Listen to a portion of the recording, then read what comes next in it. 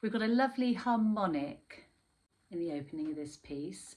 A nice easy harmonic on the A string, exactly halfway between the nut and the bridge. That's a nice one.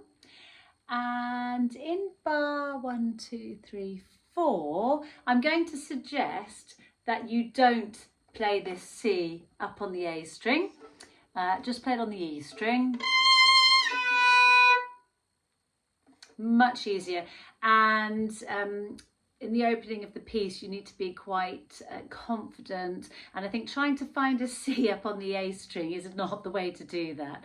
So obviously it makes it more difficult to be smooth, but I think better to have the security of being able to easily find that note so that you don't start suffering from shaky bow. And once you've got into your stride with this piece, you've got some more difficult shifts later, that'll be fine, but let's keep it nice and simple at the beginning. So here are the first few bars.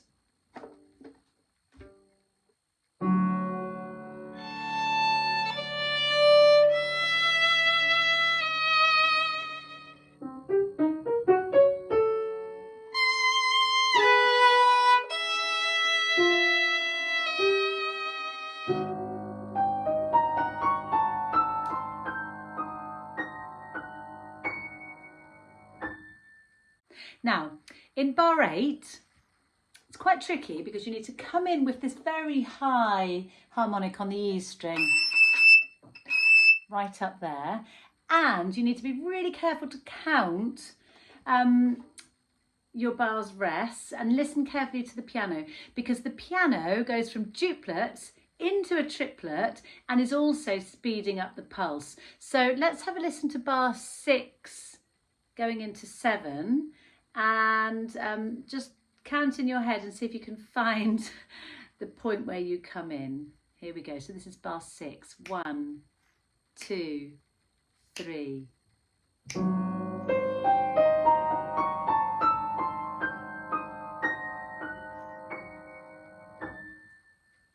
So let's hear the piano again from bar 6. And let's just find that harmonic. It's almost at the end of the violin. So it should be an E. You can actually play it down here with your third finger on the A in first position. That one will give it to you, but it just doesn't look as impressive as being up here. So find your harmonic, and we're going to play piano from bar 6, and we will go up to bar 16. So this is bar 6 of the piano. 1, 2, 3.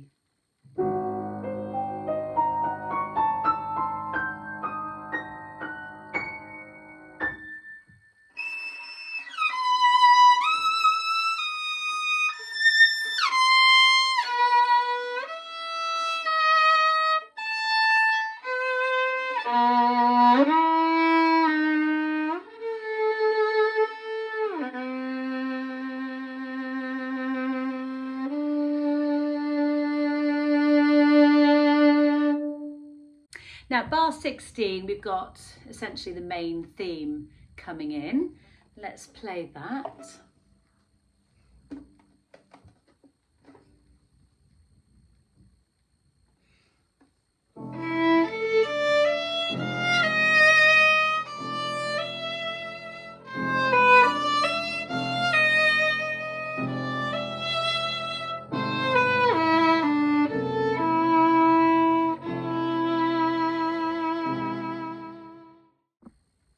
So we're changing the finger for every change of bow.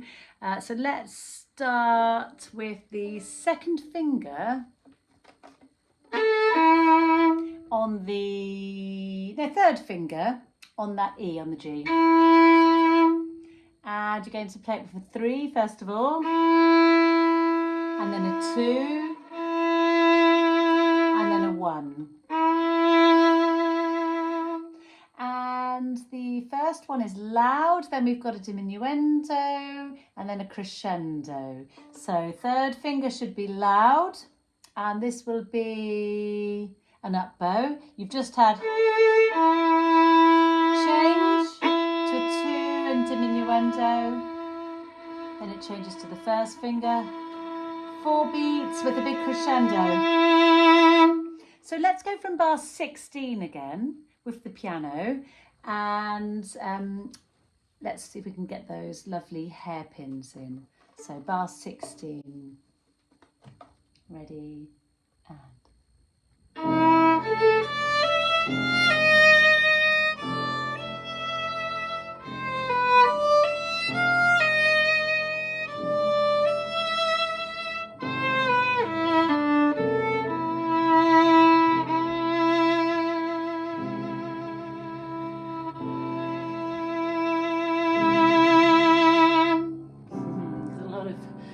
work there trying to play very high on the G with a big sound, because of course the higher up we get, the shorter our string is, the more difficult it is to get a big sonorous sound on a tiny short string like that. And you've got to really think about the weight in your bowing arm. Okay, moving on. Now bar 21, we are playing very softly, and it builds up to this crazy, exciting section in the middle. So pace yourself here. So you should have your first finger on the G. This is bar 21. We'll go with the piano. Let's we'll play up to bar 28, and then we'll take it apart. Here we go.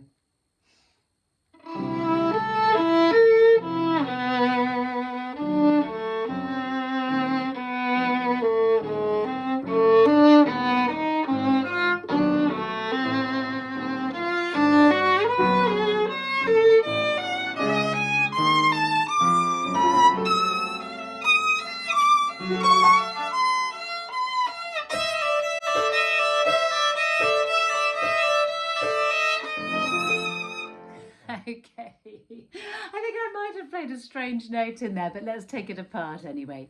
Okay, so this bit's quite straightforward. You've just got to count in that lovely syncopated bit. Start counting quavers in bar 22. Lost it. There's so many D's against D sharps here. So from the fourth finger on the G, you're going to count 1, 2, 3, 1, 2, 1. We're lovely and soft here. And then the crescendo starts. And notice it says poco a poco. It is tempting to get too loud too quickly, but you need to save it.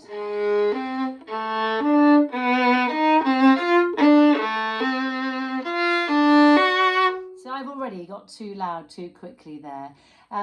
Let's do that with the piano from that G sharp. So this is bar 23, and I'm going to do my best to hold back until bar 26 where it's loud.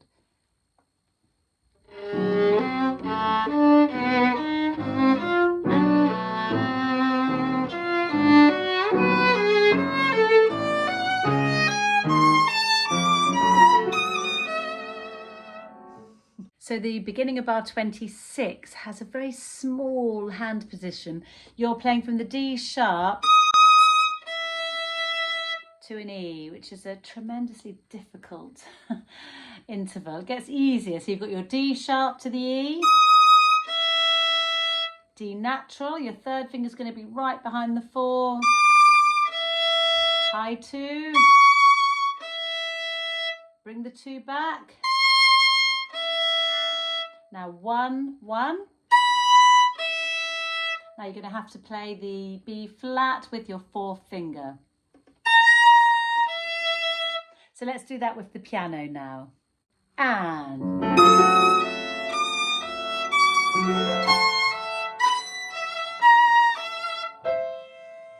it's my favourite bar. Now in bar 27, we've got this amazing clashy ringing.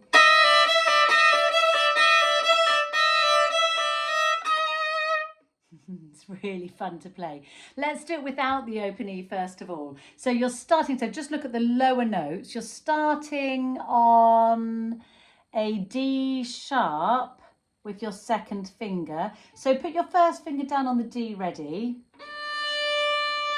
Now play the D sharp with your second finger. All of these fingers are touching here. There's your D sharp.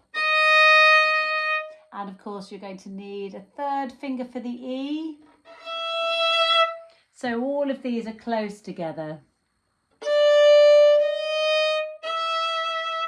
And let's do them with a little gap in between. So the first one is 2-1. Then 3-1, 2-1 again, 3-1, 2-1, 3-1, 2-1, 3-1, 2-1, but this time the 2 and the 1 are the same notes. So let's do that again. So find the D with your first finger and have your fingers ready to scrunch up together. Here we go.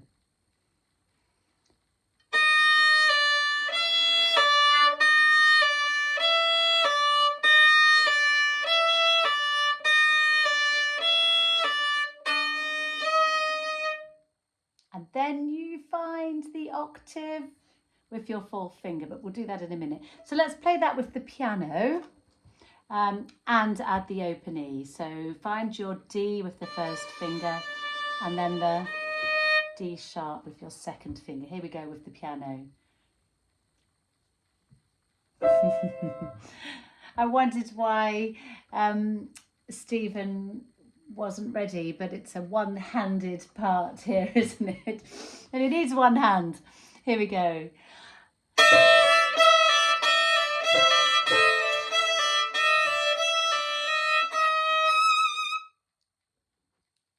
So in bar 28, it's quite straightforward. We've just got some nice simple string crossings.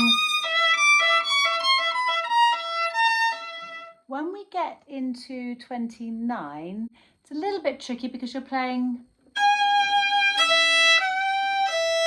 having to shift, that wasn't very nice actually, but you're having to shift from the G sharp fourth finger on the A, and then onto the E string. We just want to get the violin resonating as much as possible. So even though it would be easier to play,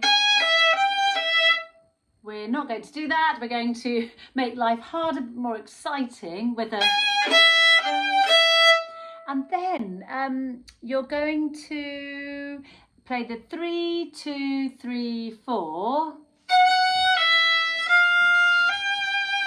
And then come down. Hopefully your music's got an open E written there. You've got an open E followed by an F sharp. The last two notes in that bar are going to come down into half position. So you're playing the open E, that gives you a chance to shift back down, and then you're playing the F sharp with a second finger. And then the F natural with the first finger. Back up again. Back down. So this is bar 28, 29 and 30 with the piano. And check that you've got second finger on an E and fourth finger on a D sharp. What a great place to start. Here we go.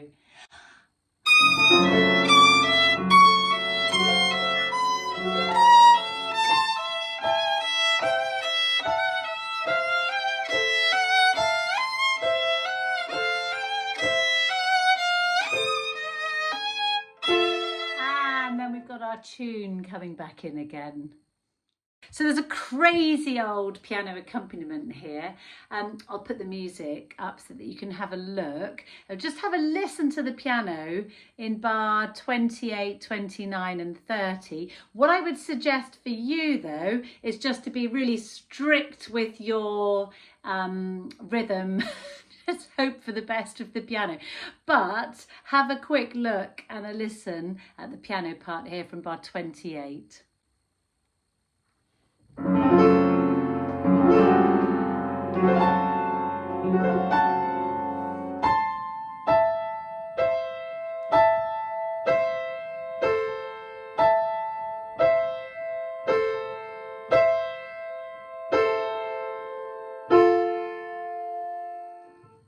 So we've got to the poco meno mosso now.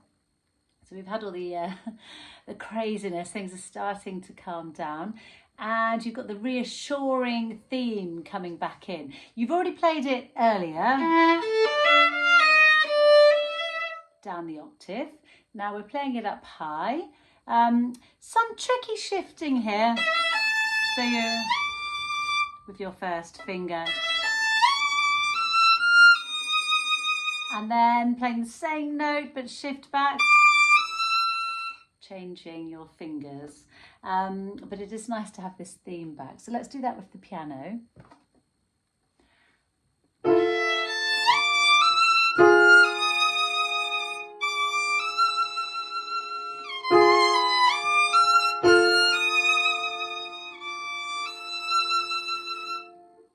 Okay, and I don't think I played that loud enough actually. This is the loudest part of the piece.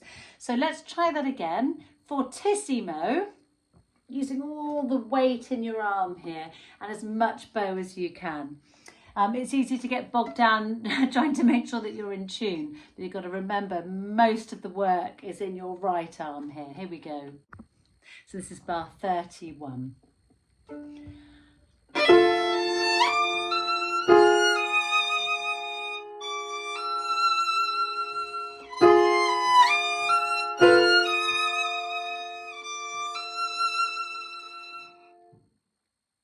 So in bar 33, we have brought the piece right down. It's really nice and simple now. And you've got these lovely long E's with diminuendo, crescendo. Let's have a go at that bit there. So 33.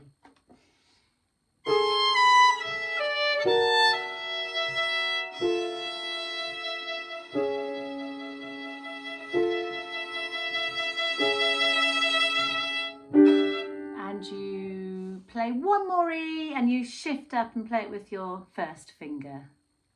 Now bar 35, you've got a lot of shifting with the first finger. So your first finger's on the E, and just have a listen without the piano.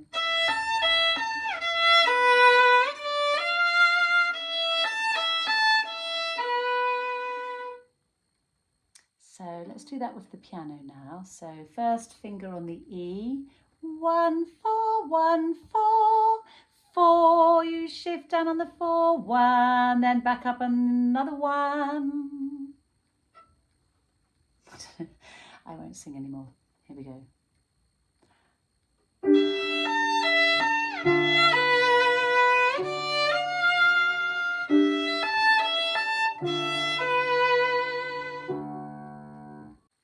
Let's have a look at bar 37. The notes aren't difficult here. We've got this descending scale, just really lovely. The whole piece is winding down now. It's quite difficult to get with the piano. Let's just have a listen to the piano from bar 37.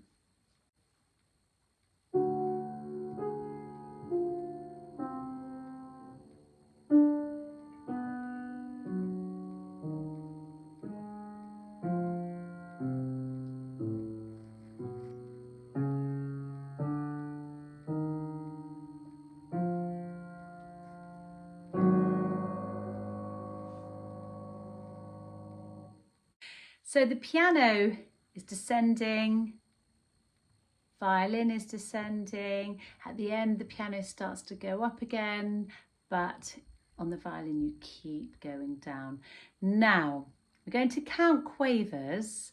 I'm going to count 1, 2, 1, 2, 3, 1, 2, 1, 2, 1, 2, 1, 2.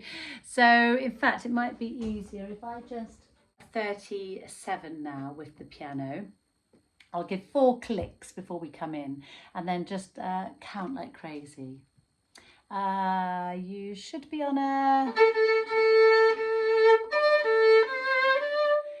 4th finger for the D. It's going to go 4, 1, 3. Here we go.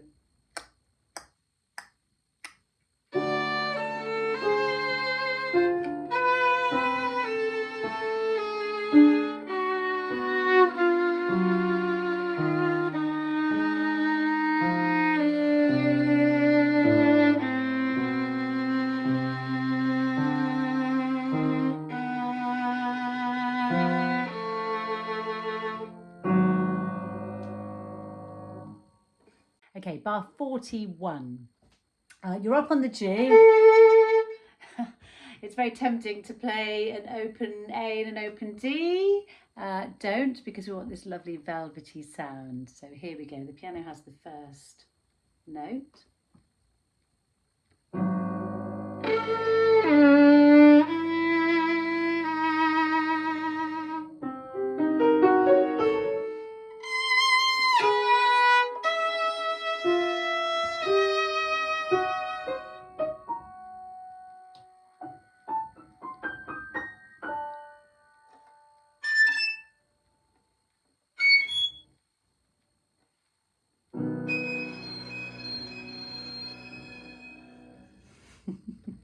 That wasn't the nicest harmonic at the end, and I didn't lead the piano in. There's a good example in how not to lead the piano. Of course, you want to be right next to the bridge. There's our last harmonic. And you're going to lead that in with the piano for the last note.